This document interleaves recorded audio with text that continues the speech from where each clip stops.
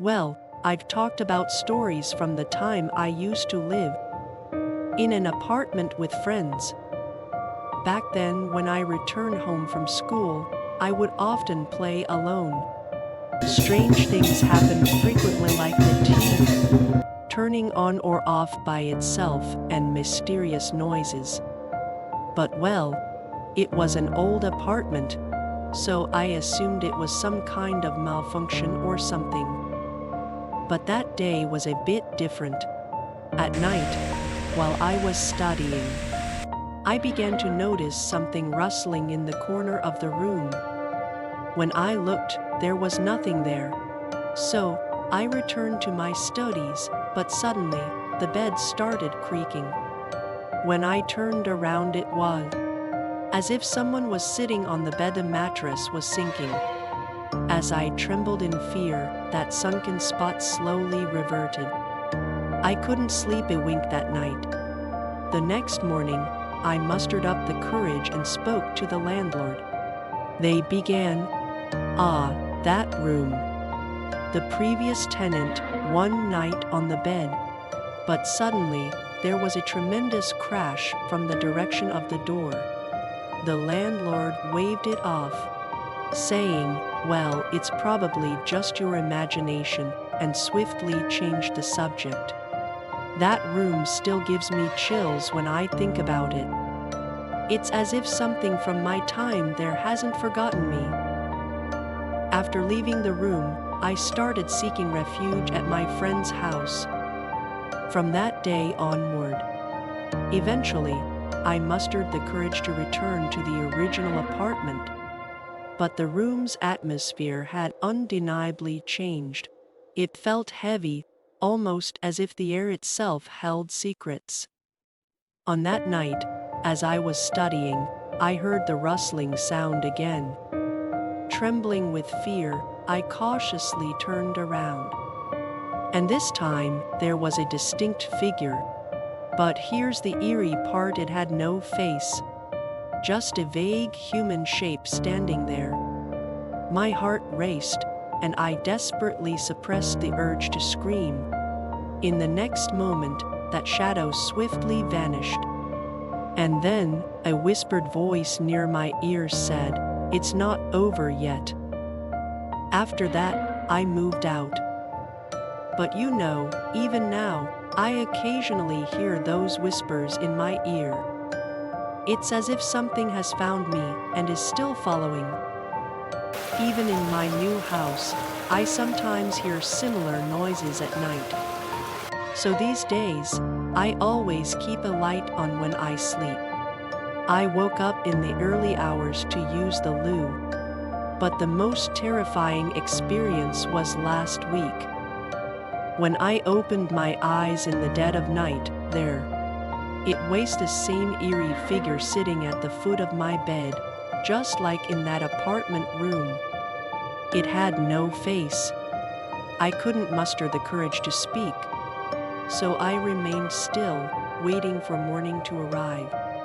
When morning arrived and I thought the figure had vanished, there were distinct handprints at the edge of the bed.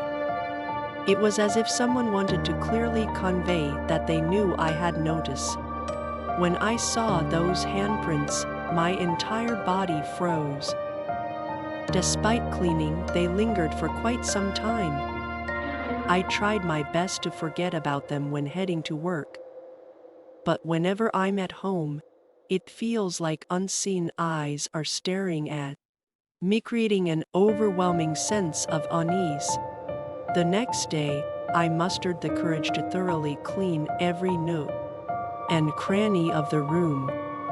As I did, I stumbled upon a weathered diary tucked away in a hidden spot. When I opened it, the last page, penned by the previous tenant, bore these chilling words: "I am still here in this room. I've been waiting for you to notice. You're not alone." As soon as I read those words, my ears rang, and a chilling sensation enveloped my entire body. Then that night, a distinct whisper echoed near my ear: "I'll be with you forever." Startled awake, I scanned the room, but nothing seemed different.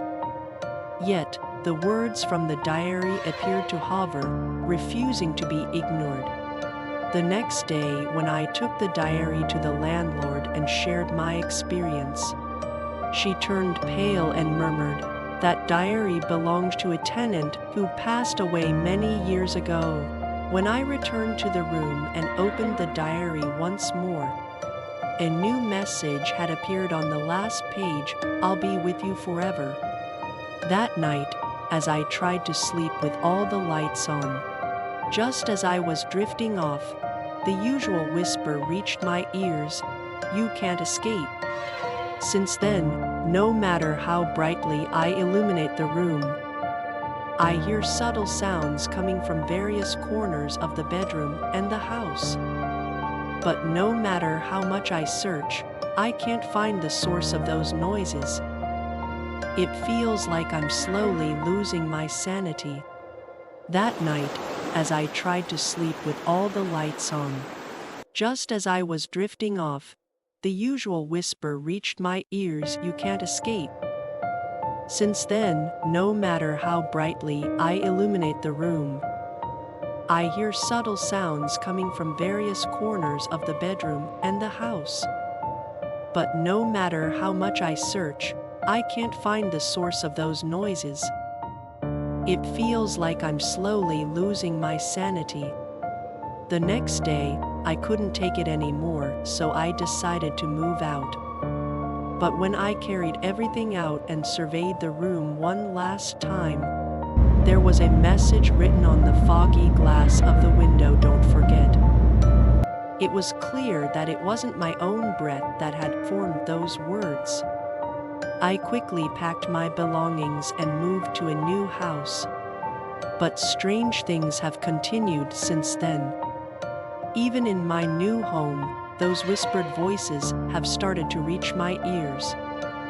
I've seen something move in dark corners, and I've felt cold hands touch my shoulder in the middle of the night. Throughout the night, even with all the lights on, a chill wind seems to blow from nowhere, and papers dance around the room. And then, last night, I heard a distinct voice calling my name from the wall: "You're not alone." I was paralyzed with fear. Even in the glow of the light, it feels like nowhere is safe. I don't know what's pursuing me or how to escape. The only thing I'm certain of is that no matter where I go, no matter what I do, it finds me.